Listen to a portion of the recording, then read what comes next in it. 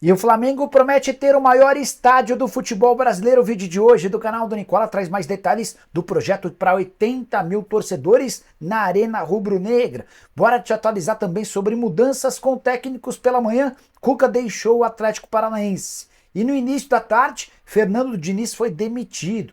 Movimentos que inclusive já balançaram o futebol nacional. Atlético Paranaense e Corinthians muito de olho no ex-comandante do Fluminense. Bora falar sobre o que falta para o Vasco anunciar Felipe Coutinho como seu novo jogador. Tem zagueiro da seleção canadense na mira do Botafogo. Quem já completou o 7º jogo e por consequência não pode mais mudar de clube. Falo também sobre o William José, que quase foi parar no Palmeiras. Ele está muito perto de definir seu novo clube.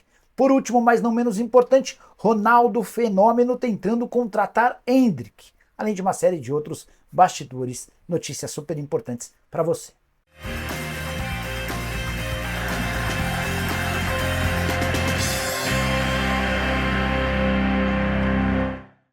Fala aí pessoal, sou Jorge Nicola, bem-vindos a mais um vídeo do canal, sempre bom ter vocês por aqui, sem perder tempo só pedir para deixar like, se inscrever no canal e ativar todas as notificações. Quero contar também que todo esse conteúdo é um oferecimento de Aposta Real, site que te dá o maior bônus do mercado até R$800. Tô colocando na tela partidas dessa noite da Copa América, tem Colômbia e Paraguai. Vou de vitória da Colômbia sem muita certeza. Já o triunfo do Brasil contra a Costa Rica, esse é líquido certo, cotação a R$1,08. Inclusive estou pensando em colocar uma vitória por 2 ou mais gols de diferença para a seleção brasileira. Também dá para você fazer sua fezinha na Série B. Tem Sport e Grêmio Novo Horizontino, o Sport brigando pelo acesso e quem sabe pelo título, para mim é bastante favorito. Para você apostar na Aposta Real é super simples. Vou deixar link no comentário fixo, clica, faz o cadastro e utiliza o código CNICOLA. Tudo junto em maiúsculo, como eu estou mostrando na tela, para ter direito a um bônus de boas-vindas que pode chegar até R$800. Combinado? Vem! Bora falar agora sobre os técnicos mais longevos do futebol brasileiro, aqueles que estão há mais tempo à frente do mesmo clube. Desse levantamento da ESPN leva em conta os times da Série A. Você tem alguma mínima ideia de quem ocupa a primeira colocação? Acertou quem lembrou de Abel Ferreira, técnico do Palmeiras, são 3 anos e 7 meses. No segundo lugar, Juan Pablo Vojvoda, argentino do Fortaleza, 3 anos e 1 mês. Terceira colocação com números bem legais também, de Cláudio Tencati, treinador do Criciúma há 2 anos e 8 meses. Renato Gaúcho é o quarto colocado, está no Grêmio há 1 ano e 9 meses. Pedro Caixinha, comandante do Red Bull Bragantino, 1 ano e meio, além de Kudê, Rogério Ceni, Tite, Roger Machado e Antônio Oliveira. Essa é a turma que completa o top 10. E aí uma curiosidade, o Antônio Oliveira é o 10º colocado, mesmo tendo apenas 4 meses ou 136 dias à frente do Timão, super ameaçado, só não foi dispensado no último fim de semana por causa do gol do Kaká no finalzinho do confronto contra o Atlético Paranaense. Bora repercutir uma notícia que vem do exterior. Ronaldo Fenômeno quer contar com o Endrick em seu time na próxima temporada. Vocês sabem, né, que o Ronaldo, apesar de ter vendido o Cruzeiro, segue dono do Valladolid, que acabou de subir da segunda para a primeira divisão do futebol espanhol. E a notícia de que o Ronaldo está tentando convencer o Endrick e o Real Madrid a contar com o jogador por empréstimo de uma temporada foi divulgado por lá e confirmado por mim, por uma das pessoas brasileiras que atuam no Valladolid. Hoje, os representantes do Valladolid tratam como um sonho distante, mas o fato de ter Ronaldo como ídolo e a promessa de que o Endrick vai jogar como titular absoluto durante toda a temporada podem ser trunfos nas tratativas com o Real e também com o jogador da seleção brasileira. Existe a preocupação de que o Endrick não tenha muitos minutos no Real Madrid, especialmente por conta da concorrência com Bellingham, com Vini Júnior, Rodrigo e também Mbappé, recentemente contratado. Repito, os próprios dirigentes do Valladolid tratam a negociação como muito complexa, mas não custa sonhar. E você, se estivesse na pele do Endrick, o que faria? Reserva no Real Madrid ou apostaria todas as suas fichas como titular absoluto no Valladolid? Use espaço para comentário e já registre a sua opinião, beleza? Bora falar agora sobre o fim da novela William José e Palmeiras. No início do ano houve uma consulta do Verdão ao atacante. O Palmeiras já sabia que perderia o Endrick e buscava um centroavante. Mas, cada semana que passa, mais gente falando, William José pode ser contratado, vai ser contratado, tem negociações. Na semana passada eu havia conversado com o Nick Arcuri, representante do William, e ele descartou descartou por completo qualquer chance de acordo com o Palmeiras. Hoje eu consegui entender o porquê desse descarte. O William José tem negociações avançadas com o Spartak Moscou da Rússia, que ofereceu um caminhão de dinheiro. O William José está a poucos minutos de assinar o melhor contrato da sua vida.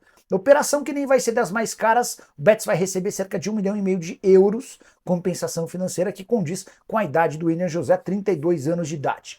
No futebol espanhol, na atual temporada, 43 partidas, 14 gols e mais 6 assistências, mais um reforço possível, especulado para o Palmeiras para a função de centroavante que não chega, o Lúcio Rodrigues, esse sim com negociações firmes, fortes, o centroavante uruguai que pertencia ao Liverpool vai jogar no Girona da Espanha, contratado pelo Grupo City. O que eu tenho contado para vocês é que o Carlos Vinícius, centroavante brasileiro com passagens por Benfica, Fulham, entre outros clubes que pertencem ao Galatasaray, é hoje a possibilidade mais real de contratação. Bora falar agora sobre jogadores que já completaram o 7º jogo no Campeonato Brasileiro e, por consequência, estão impedidos de mudar de clube. Você sabe, né? Você pode atuar por 2 clubes diferentes, desde que tenha atuado em no máximo 6 vezes pelo primeiro time.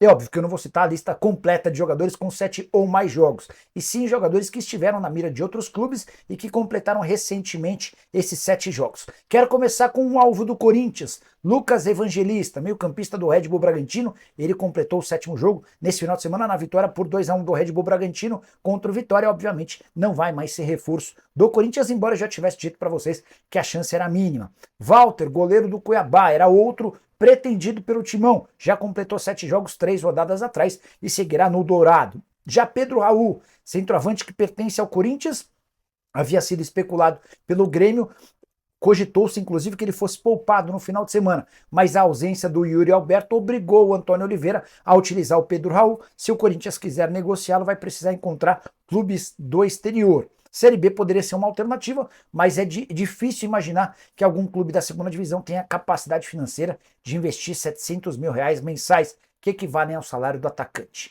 Bora contar também que Kaká e Alisson, Kaká zagueiro do Corinthians, Alisson meio-campista do São Paulo, foram especulados como possíveis reforços do Cruzeiro. Seria o retorno de atletas revelados na própria Raposa. O Kaká já completou 8 jogos e o Alisson está indo para o 10º jogo com a camisa do tricolor. O Vasco chegou a poupar o David de um jogo. Foi inclusive na derrota para o Flamengo, porque existia a possibilidade de o David ser negociado com o Vitória. A avaliação é de que o David tinha um custo muito alto para o Vasco, o Pedrinho e seus representantes, seus auxiliares, não gostariam da compra do David, mas diante da dificuldade do time, o David foi a campo, já completou a 7ª partida e não pode mais se mudar nem para o Vitória, nem para qualquer outro clube brasileiro. Matheus Pereira, que renovou o contrato nos últimos dias, o nome dele já até apareceu no bid, existia muita dúvida se ele poderia pintar no Flamengo, tinha muito rubro-negro animado com essa possibilidade, completamente descartada tal chance. E aí só para completar, se tem gente que já bateu a meta de 7 jogos e não pode se mudar de clube, o mesmo não vale para Fausto Vera, o volante que pertence ao Corinthians e era alvo do Atlético Mineiro e do Boca Juniors. Já tem 6 partidas, o Corinthians optou por não utilizá-lo nas 2 últimas rodadas, para não perder a chance de negociá-lo com o Galo. E parece que a iniciativa foi positiva, o Boca está desistindo da operação pelo Fausto Vera e a tendência é que ele seja anunciado muito em breve como reforço atleticano, operação que vai girar na casa dos $4 milhões por 70% dos direitos econômicos. Quero te contar agora sobre a chance de um zagueiro da seleção canadense pintar no Botafogo. O Botafogo tem investido pesado em contratações, €16 milhões recentemente na chegada do Luiz Henrique. Existe a expectativa da chegada também de Thiago Almada, operação de $20 milhões, atleta que pertence ao Atlanta United. Mas, nas últimas horas dessa segunda-feira, o Fabrício Romano afirmou que o Lyon da França pode ser o destino de Moise Bombito. Zagueiro de 24 anos de idade, pertence ao Colorado Rapids e está jogando a Copa América pela seleção canadense. É importante contar que a operação de compra desse atleta é feita pela Eagle Football, que é a empresa do Textor que comanda os seus times de futebol, Crystal Palace, o Lyon e também o Botafogo. E de acordo com o Fabrício Romano, o negócio até poderia ser feito com o Lyon, mas com uma passagem inicial do Bombito pelo futebol brasileiro, mais especificamente pelo Botafogo, numa operação mais ou menos parecida à que foi feita com o Luiz Henrique. Atleta que na atual temporada tem 16 jogos e 2 gols pelo Colorado Rapids e atuou como titular na derrota do Canadá para a Argentina na abertura da Copa América. Hora de falar sobre o Vasco da Gama. Contei com exclusividade para vocês no fim de semana que Souza e Alex Teixeira já acertaram o salário com o Vasco, cerca de R$ 150 mil mensais. O acordo vai ser assinado assim que o Coutinho fechar com o Cruz Maltino. Vale a lembrança de que Alex Teixeira e Souza só viraram reforços Cruz Maltinos a pedido do Felipe Coutinho. O Vasco atendeu a todas as exigências do Coutinho. Resta apenas um detalhe: o tempo de contrato. As partes ainda divergem sobre esse tema e uma reunião nessa semana deve sacramentar o acordo entre o meio atacante, o Vasco e, por consequência, também da chegada dos seus parceiros, o Souza para a função de volante, o Alex Teixeira para atuar como atacante. Souza, que tinha mais um ano de contrato no Istambul Basaksehir, esse contrato vai ser rescindido sem custos para o Vasco. Alex Teixeira, que estava desempregado desde o fim do ano passado, quando não foi reaproveitado pelo Cruz Maltino. Só para completar, Coutinho, Alex Teixeira, Souza e possíveis novos reforços do Vasco só terão capacidade ou condição de atuar a partir de 10 de julho, com a reabertura da janela de inscrições por aqui. Quero falar agora sobre Fernando Diniz, demitido do Fluminense. O anúncio aconteceu no início da tarde dessa segunda-feira, depois de mais um encontro entre dirigentes e o técnico. E a tendência é que o Diniz fique pouco tempo desempregado. O telefone dele já tocou 2 vezes. Antes de falar sobre os interessados, só contar que o Fluminense do Diniz tem só uma vitória em 11 jogos no Campeonato Brasileiro. É o pior início do Fluminense na era dos pontos corridos, desde que o campeonato passou a ser disputado. O contrato dele, curiosidade, havia sido renovado em 22 de maio e só terminaria em dezembro do ano que vem. Na semana passada, o Vene Casagrande chegou a contar que a multa seria de R$ 14 milhões. Hoje o Flu deixou vazar que vai haver a necessidade de um pagamento entre 6 e 7 milhões de reais como compensação financeira. O Marcão assumirá o lugar do Diniz interinamente até que um técnico seja contratado. Segunda passagem do Diniz termina com 74 vitórias, 30 empates, 42 derrotas, 3 títulos conquistados, Libertadores e Copa e Campeonato Carioca, os 2 primeiros inéditos.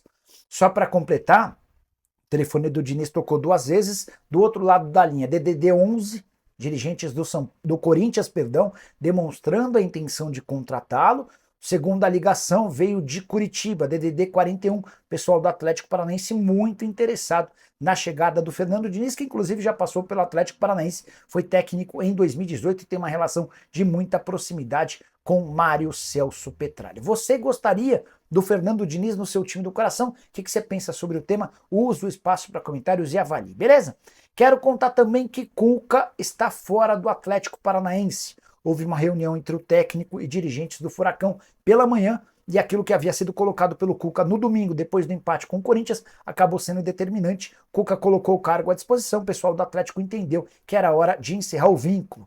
Cuca se referiu à saída dele da seguinte maneira: é um dia triste para mim, pois estou deixando o Atlético. Tivemos derrotas que foram difíceis de engolir, como Danúbio e Ameliano. Elas são inadmissíveis. E nesses últimos 3 empates foram achando culpados. Quando isso acontece, o jogador perde a confiança e o treinador tem que assumir a responsabilidade. Foi nesse intuito que conversei com a diretoria, que entendeu que o melhor era encerrar o contrato. Sobre o Cruzeiro, Cuca foi perguntado e disse o seguinte: uma matéria irresponsável como essa põe em xeque muita coisa. Nesse domingo, muita gente havia cravado, muita gente não, o Linhares Júnior havia cravado que o Cuca seria o novo técnico do Cruzeiro. O Cuca garante que isso não é verdade e completa: o Cruzeiro tem um treinador trabalhando lá, temos que ter respeito por essas pessoas. Eu não estou saindo para ir para outro clube nenhum, mas sim para dar oportunidade a um outro profissional de vir ao Atlético para dar uma alavancada no clube, fecha aspas. Se você respondeu sobre o Diniz, gosta ou não do Diniz, queria que você dissesse o que você pensa sobre a possibilidade de contratação do Cuca. Para completar o vídeo, quero falar sobre o Flamengo. O projeto do estádio vai ganhando corpo e saindo do papel. Nessa segunda-feira, a Prefeitura do Rio de Janeiro publicou no Diário Oficial o decreto de desapropriação do terreno no gasômetro.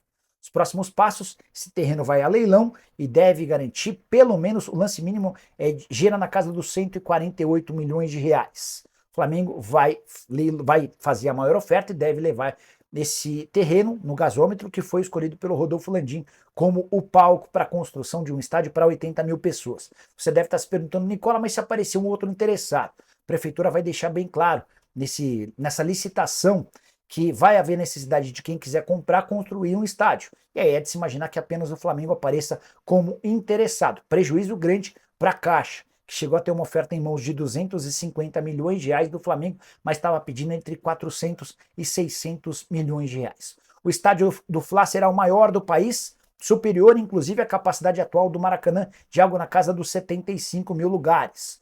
O projeto do terreno no gasômetro receberá não só o estádio, mas como a cidade Flamengo, com hotel, restaurante, museu, estacionamento, além de uma série de outras coisas. Importante completar dizendo que a forma para chegar ao estádio será das melhores possíveis em frente à futura Arena do Fla, ao Terminal Gentileza. O estádio na região central do Rio de Janeiro, perto do Porto, enfim, boa localização. E ao que tudo indica, em cerca de 3 anos o Flamengo pretende ter a sua casa própria. Só para arrematar em relação ao Flamengo, o rubro-negro fez proposta oficial a Lazio pelo empréstimo de Marcos Antônio. A resposta foi negativa. O Flamengo avalia a possibilidade de uma proposta para contratação em definitivo do jogador. Curtiu o vídeo? Deixa like, se inscreve no canal. Nos encontramos. Tchau!